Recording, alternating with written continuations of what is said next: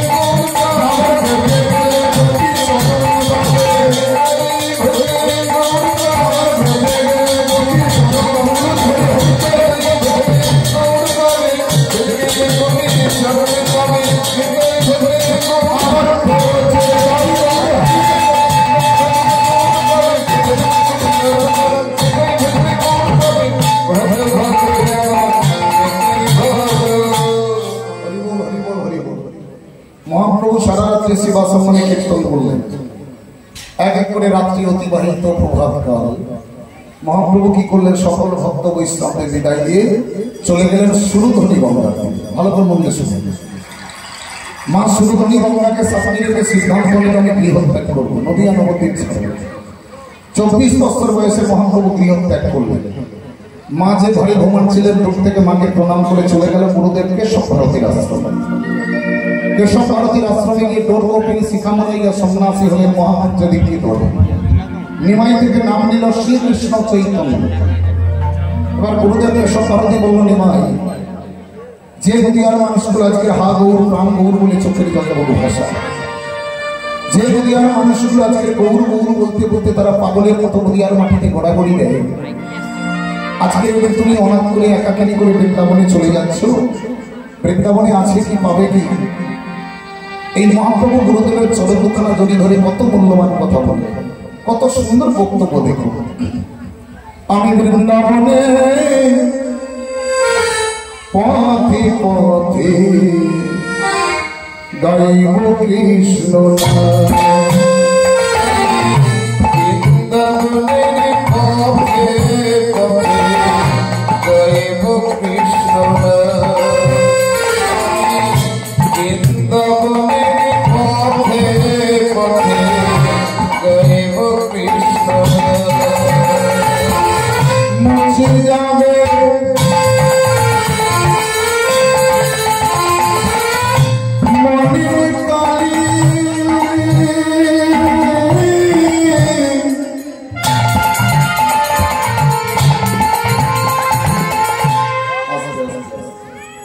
এখানে আমার যে সমস্ত মায়েরা আছেন, বাবারা আছেন, গুণীজন ব্যক্তি মহাশয় আছেন, একটু হাত তুলে বলুন তো কার কার মনে ময়লা আছে, কালি আছে? আমার আছে, আমি তুলছি। আর কার আছে? এখানে কারণ নেই গো, এই মরেছি। পাশেই নদী করে সব সাদা পরিষ্কার। আমাদের দেহে কখন কালি পড়ে ভালো করে মনে শুনুন। দেহ থেকে প্রাণ পাখি চলে গেলে দেহটা বাঁশের গোড়ায় চলে কোথায় যায়? শ্মশান ঘাটে।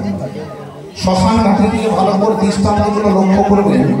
যখন আপনি চিতা সাজালেন, চিতার উপর যখন দেহটাকে তুলে দেবেন, নিচু থেকে যখন আগুন দেবেন, দেখবেন দেহটা পুড়িয়ে ছাই হয়ে যাবার আগের মুহূর্ত সর্বঙ্গটা কালো কালিতে ঢেকে যায়। ঠিক আছে?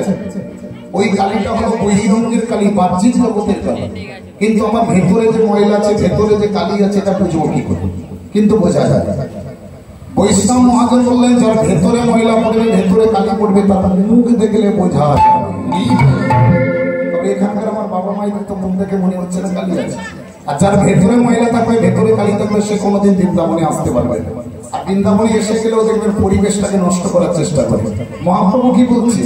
মুছে যাবে মনের কালি,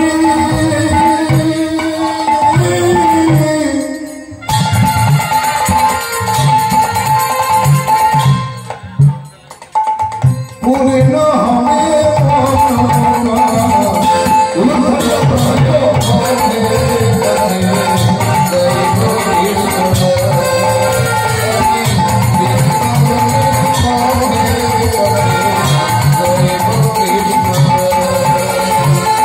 ভুল ধুলাই দেব গড়গড়ি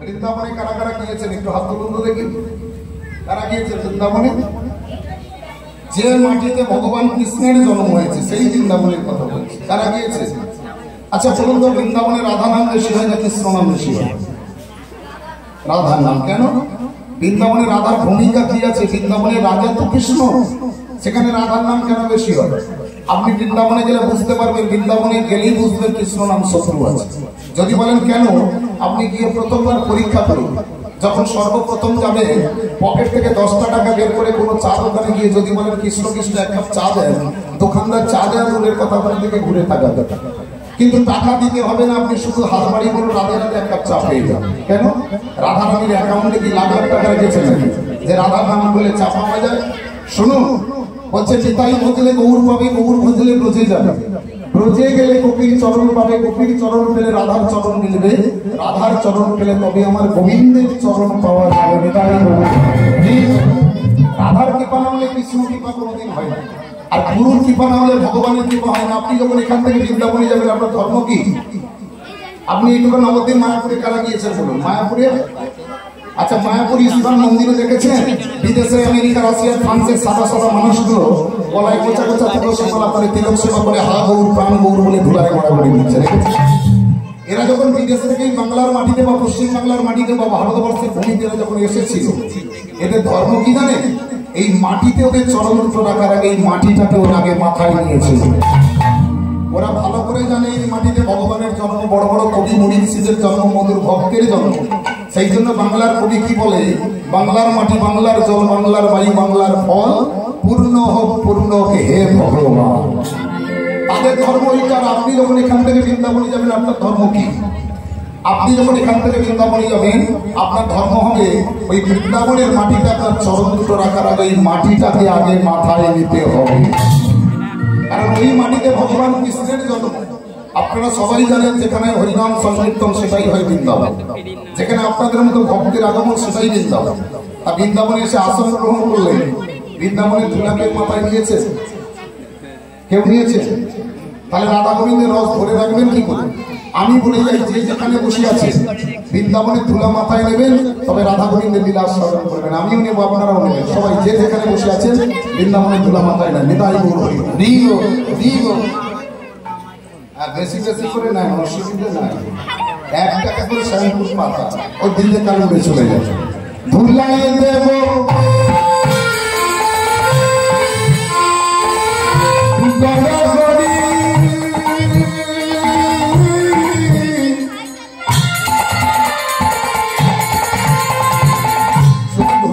হবে না আর ধুলায় গড়া করে দিলে হবে না কি বলছে ধুলা নয় ধুলি নয় কপি কত রেণু এ ধুলিয়া মাখিয়া ছিল নন্দের বেটা কানু কানাই যখন মেখেছিল তাকেও বলতে হয়েছিল কি নাম দুটো অক্ষর মাত্র কি নাম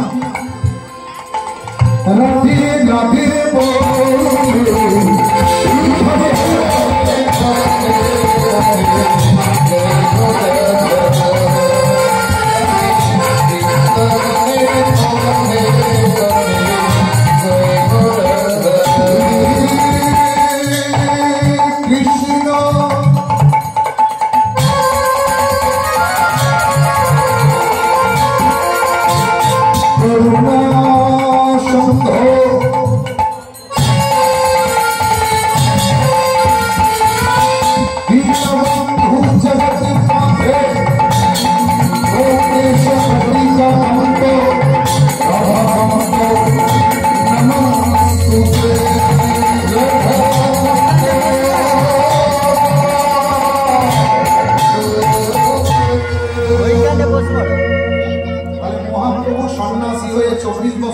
কোথায় চলে যাচ্ছে বললাম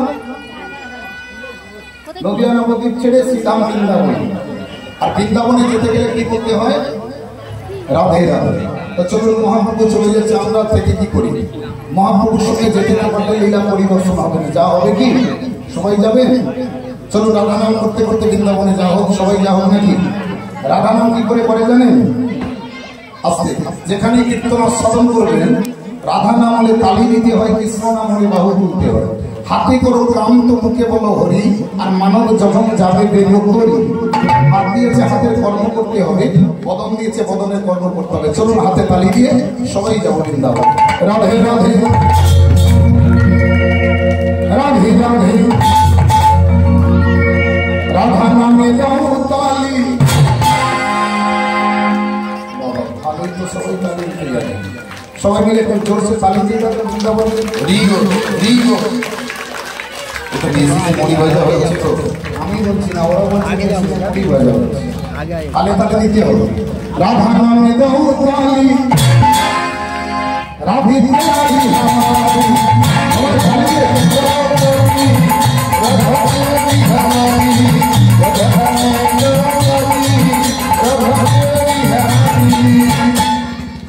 আপনারা যে তালিকা দিচ্ছেন, এই তালির সিদ্ধান্ত ভুল। রাধা নামে কোনোদিন এভাবে তালি দেয়, এভাবে কারা তালি দেয়? ও দিদিরা এইভাবে তালি দেয়। রাধা নামে তালি কিভাবে দিতে হয়, এখানকার বয়স্ক বাবাদের জিজ্ঞাসা করবেন। আগেকার দিনে দেখবেন বাড়ি বাড়ি সাদা কালো টিভি ছিল, যারা অ্যান্টেনা ছিল, অ্যান্টেনা যত উঁচাই তুলবেন টিভির ছবি তত পরিষ্কার হতো, ঝিরঝির করতো না। ভগবান আমাদের একটা নয় দুটো বাবু অ্যান্টেনা দিয়েছে, যত তুলে তালি দেবেন হৃদয়ে ভগবানের ছবি তত পরিষ্কার হবে, ঝিরঝির করবে না। আত্মসামার আত্মনিবেদন করে তালি দেবেন, হাত তুলে সবাই তালি দিয়ে চলুন। রাধা নামে দাও তালি, রাধে তালি হামারি,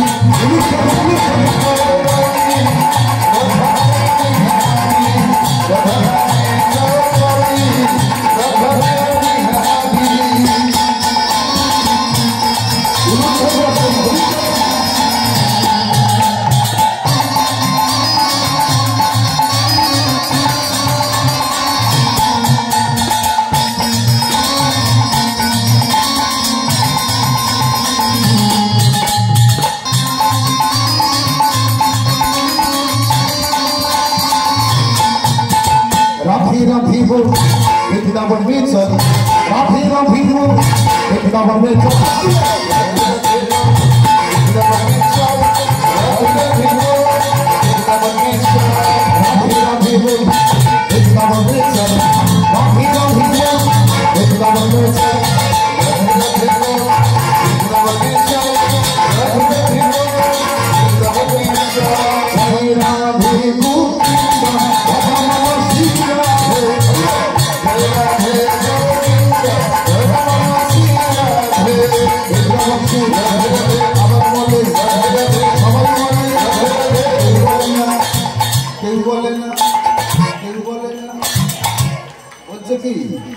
রাধা রানী কি?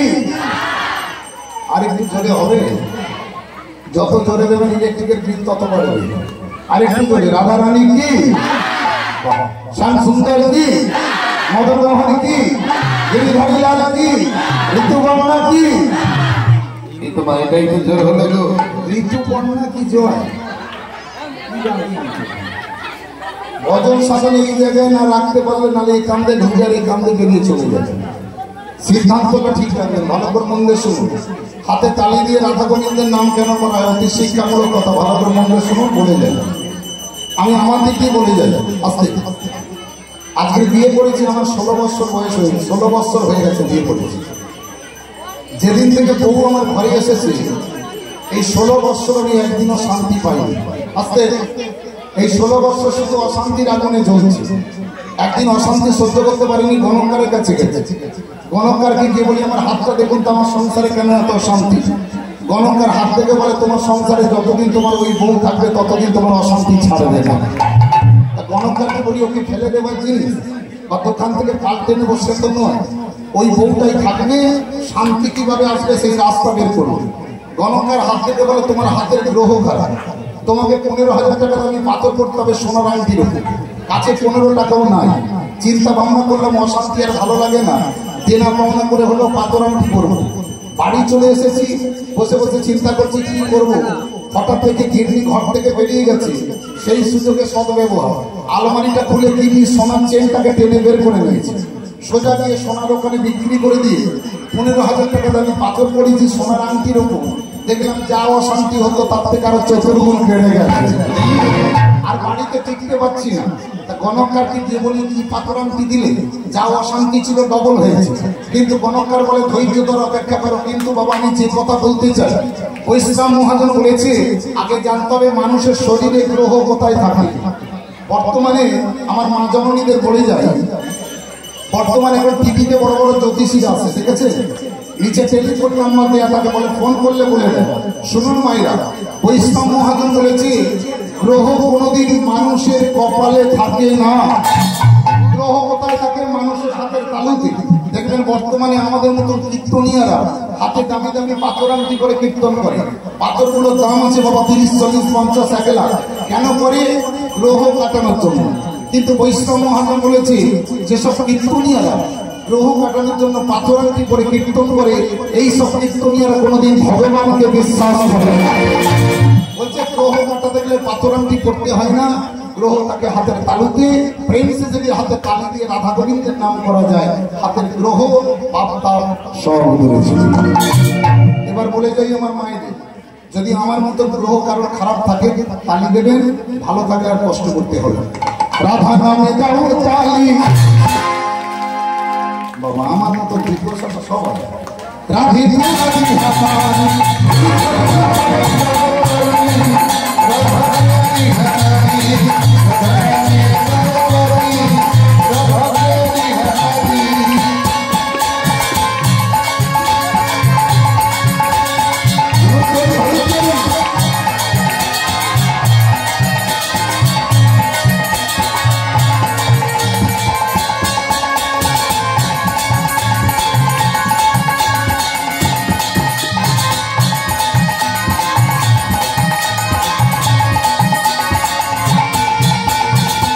राधे वो वृंदावन में चल, राधे राधे वो वृंदावन में चल, वृंदावन में चल, राधे वृंदावन में चल, जय राधे वो श्री राधे, जय राधे वृंदावन से राधे अमर बोले राधे राधे अमर बोले राधे राधे अमर बोले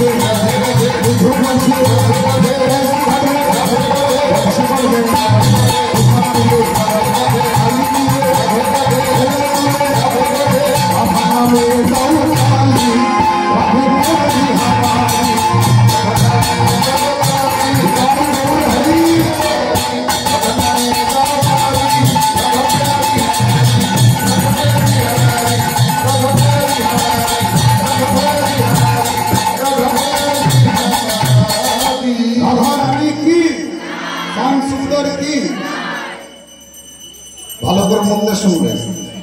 সচিমাতা সকালবেলা ঘুম থেকে উঠে জানতে পারলো ছেলে গৃহত্যাগ করেছে।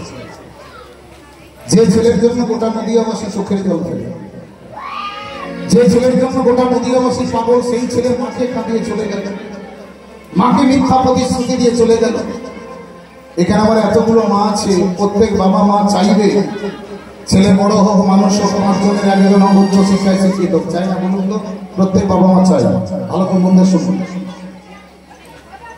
কোন সন্তান ছেলে কিংবা মেয়ে যদি মাকে কাঁদিয়ে দুঃখ দিয়ে কোনো শুভ কাজে যায়, মা যদি সন্তানের জন্য দুঃখ পেয়ে 2 ফোঁটা চোখের জল ফেলে, সেই ছেলেকে কিন্তু মায়ের চোখের জলে দাম দিতে হবে। একটা দৃষ্টান্ত আপনাদের কাছে দিয়ে যায়, ভালো করে মন দিয়ে শুনুন। বাবা মা ছেলের জন্ম দিয়েছে, বাবা মা ছেলের জন্ম দিয়ে বাবা মা আশা করে ছেলের নাম রেখে দিলেন কি?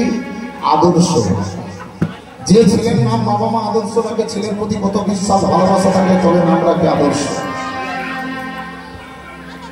ছেলের যেদিন 6 মাস বয়স হয়ে গেল, বাবাটা মারা যায়। আর বাবা যখন মারা গেছে, 6 মাসের ছেলেকে নিয়ে মা কি করবে?